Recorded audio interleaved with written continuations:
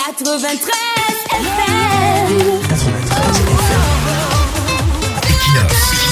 Radio. Bonjour. Dans plusieurs de ses discours, le président de la République encourage les Camerounais à être des créateurs d'emplois avec pour but s'auto-employer et employer d'autres afin de réduire les niveaux élevés du chômage et ses conséquences. Il encourage régulièrement les Camerounais à penser l'innovation, créer des entreprises de production afin de réduire la dépendance du pays vis-à-vis de l'extérieur.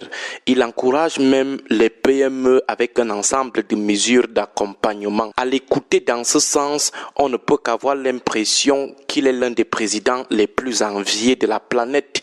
On ne peut que se dire que les Camerounais sont gâtés. La nature leur a donné un mage, un bijou. Mais lorsqu'on se rapproche des Camerounais qui osent comme le président le souhaite, c'est la déception totale doublée d'une terrible révolte. C'est en échangeant avec ces créateurs de PME, porteurs de projets pertinents, qu'on réalise que les mots n'ont de sens chez nos gens que lorsqu'il faut flatter le peuple pour mieux abuser de lui. Les Camerounais osent. Ils s'activent dans les projets qui peuvent facilement nous sortir de la dépendance. Malheureusement, plusieurs de nos gouvernants sont animés par des mauvais esprits. Ils sont carrément mal intentionnés. D'abord, vous créez votre petite et moyenne entreprise avec tout ce qui a comme portée et ouverture. Pour obtenir la paperasse afin d'être en conformité avec les textes, c'est la guerre. Si vous ne disposez pas des sommes exorbitantes et si vous ne vous armez pas de patience, vous allez seulement vite abandonner. Et quand bien vous réussissez à la mettre sur pied, votre premier obstacle c'est l'État. Disons, les agents de l'État qui viennent vous racketter chaque jour, vous imposent des taxes incompréhensibles qui peuvent vous amener à fermer les portes, à tomber en faillite. Ce sont eux qui viennent encore vous harceler et parfois prononcent votre fermeture. Comment vouloir une chose et son contraire dans ce cas? Vouloir que les Camerounais créent des structures de production et autres, vouloir qu'ils créent des emplois et être les premiers à leur mettre toute la pression du monde jusqu'à prononcer la fermeture de leur projet. Ensuite, la question du financement.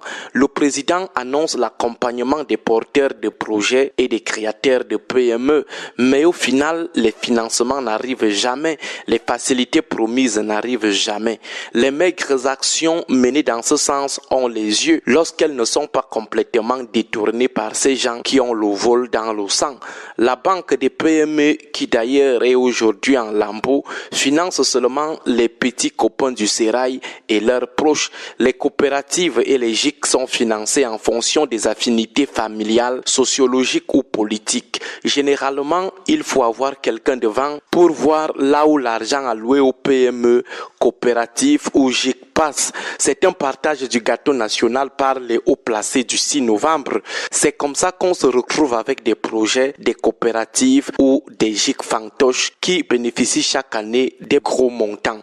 Des projets et structures qui n'existent que dans des mallettes des pontes du régime qui les créent avec des noms des proches, des prête-noms. Ce qui n'est rien d'autre que la haute corruption, les détournements des fonds publics, disons en langage plus simple qu'il s'agit du banditisme, du vol de l'argent public par nos gens. Dans ce jeu malsain, certains d'entre eux vont jusqu'à manger avec l'argent destiné à certaines initiatives privées, à certains projets ou PME. Par exemple, vous constituez bien votre dossier de demande de financement, vous multipliez des allers-retours entre votre localité et Yaoundé pour suivre le dossier, vous craignez comme ça pendant des années, vous finissez par abandonner même la chose, mais un beau jour comme ça, vous apprenez que votre dossier avait abouti, des centaines de millions débloqués, mais les gouvernants bandits avaient fini de manger l'argent là-bas en haut. Vous tombez seulement dans la dépression, c'est-à-dire ils ont mangé sur le dos de votre projet, votre entreprise, votre coopérative ou GIC. Ils ont effectivement débloqué de l'argent, mais ils ont fini de l'eau manger là-bas en haut. De la méchanceté pure et simple. simple. Ils ne mangent même pas une partie, ils mangent tout et correctement même. Qu'est-ce qui va leur arriver? C'est leur pays, la loi c'est eux.